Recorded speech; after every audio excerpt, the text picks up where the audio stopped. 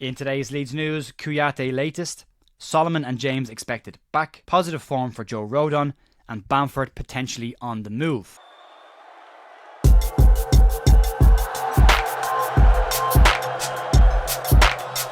Morning folks, Jerry here, Tuesday morning, the 15th of October with your daily Leeds United news. I hope you're all having a good week so far. Had a lovely weekend, nice and relaxing. No football to ruin your weekend. Some updates on what's happening this week. We're back to normal daily news from Tuesday, which is today. Tomorrow there will be the first ever members live stream. Myself and Andrew Stats Dalton will be doing the Howard Wilkinson Forgotten Champions stream, where we'll be talking about Howard Wilkinson when he came to Leeds, what he did at Leeds, his history at Leeds, and all the bits and pieces that happened during his time at the club, and how he hasn't really been recognised for his time and what he achieved at Leeds. That will be a members only stream tomorrow. First one we've ever done, but it's time to give the members something. You pay every month, it's time to give you something back, and we'll be doing these on a regular basis moving forward. Let's start today's news, and we'll crack on with the Czech Kouyate situation, and where are we with this and what is the latest on this. On Saturday morning, a deal between Leeds United and Kouyate was set to all but done, but rumours came out over the weekend that there may be some potential issues with the deal. Kouyate was said to have been at Thorpe Arch all last week, had a medical on Friday, and was expected to sign for Leeds United on Saturday. As we all know now, Kouyate did not sign for Leeds on Saturday. So what happened and where are we now? On Friday, the boot room were the source with Graham Bailey stating that a medical had been completed and the player would be signing for Leeds United likely on Saturday. As we know, that has not happened.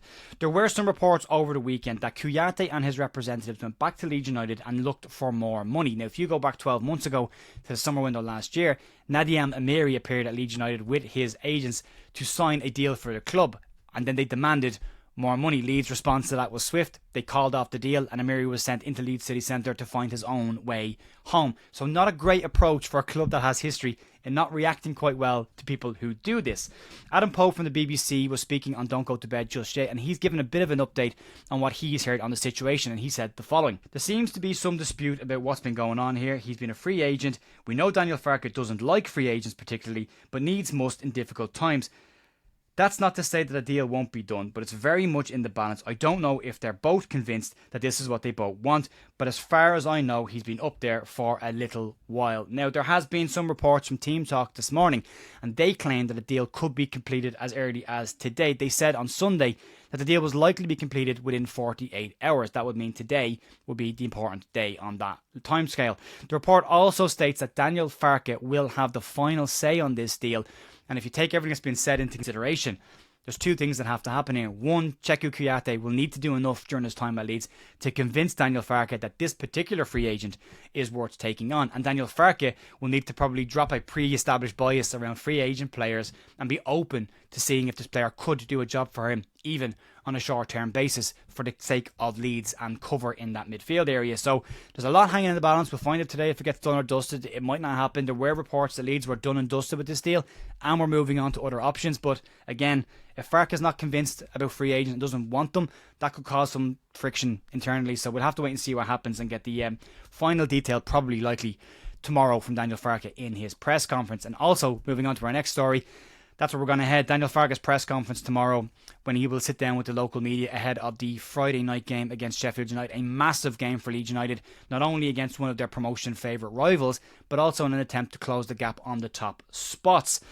Manor Solomon and Daniel James are expected back for the game at the weekend, and we've got some updates on that. However, Ao Tanaka has started for Japan today, and Brendan Aronson did start for the US over the weekend as well, and both those players will only arrive back at Thorpe Arch for one session before that massive Friday night game. Anyone who's been watching the media over the weekend will see that the football agents, FIFPro, have basically made a statement saying that there will be a reaction from the players around the increased amount of international games that are being put on the footballing calendar. And as we've talked about on this channel quite a lot, we have been impacted by that severely over the course of international breaks. If you look back to the one in March last year, that pretty much cost us promotion at that point when we got players come back who were injured.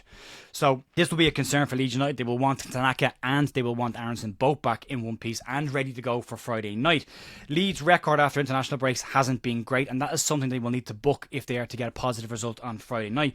Daniel James and Manor Solomon both stayed back this week to continue the rehab on their injuries. Daniel James had a hamstring injury that was re-injured during the last international break, and Manor Solomon had a back problem that then became a hamstring problem as he was trying to get back up to speed to get fit. James has been absent since September. We've been missing Solomon for a couple of games, but both are expected back. And according to Joe Donoghue in the YEP, both players rejoined team training this week and are expected to be in the squad for Friday night.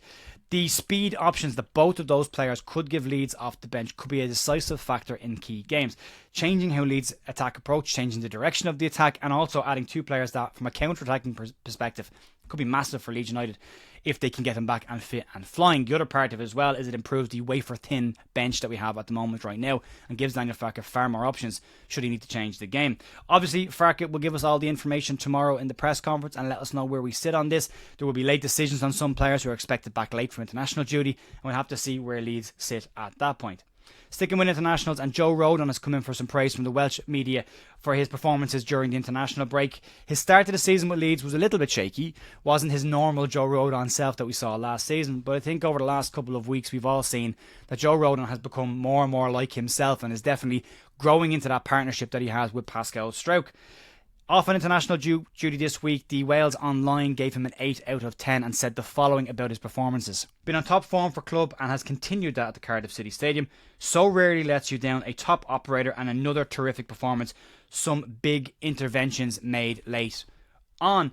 Leeds do, as we know, have the best defensive record in the league, and that partnership between Pascal Struijk and Joe Rodon continues to grow and look more and more impressive as the week goes on. We're still very early in that partnership. They started last season together, and then Struijk missed the bulk of the season with an injury, so they haven't really had a massive amount of time competitively to play together. So those improvements will definitely help Leeds over the course of the next couple of weeks, and it's a partnership I think everybody wants to see successful.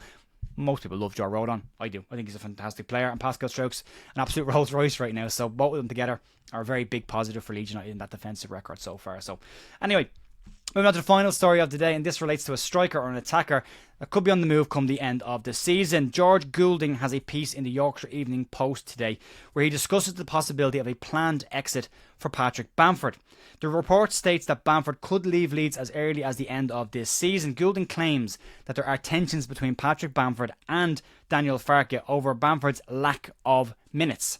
Now that could be down to the fact that Patrick Bamford has been consistently injured for the last 2-3 seasons. Farke himself is said to be protecting Bamford and has said previously that Bamford won't be a starting player until he's 100% fit and over his injuries. Leeds do not want to see a repeat of Patrick Bamford's injury history over the last couple of years and are taking extra precautions to make sure he is fully over all of his injuries before he is given a starting position in the team. Bamford is now the third choice number 9 at Elland Road, with Mateo Joseph starting the season ahead of him and Joe Pirro now coming in and has 4 goals so far this season. Bamford has only managed 41 minutes in the Championship so far this season, and his fall down the pecking order has apparently led to this report. The report claims that the options for Farke mean that Bamford could leave Leeds at the end of the season and could be keen on a change of locations, is the quote. It also claims that Leeds board and Bamford will consider offers should interest come in for the player. Patrick Bamford will have 1 year left on his deal at the end of this season, with Leeds and Patrick Bamford likely heading towards parting ways come the end of this season with 1 year left on his deal. The wages that Patrick Bamford is on right now is very likely to put a lot of clubs off the interest in the player, plus the lack of minutes he's had over the last couple of seasons, and do you pay that amount of money for a player who's not consistently fit? So there's a lot of things wrestling in the balance. Bamford will want to get his career back on track. He's still got a couple of years left in his career before he retires. He said it himself. He's not ready to hang the boots, but he'll know when that day is. So we'll have to wait and see. But right now that report comes that there's some tensions, which to me seems unusual because Bamford's not fully fit and hasn't been fully fit for over a year. Farke knows that. Farke's been pretty public saying what he's been saying.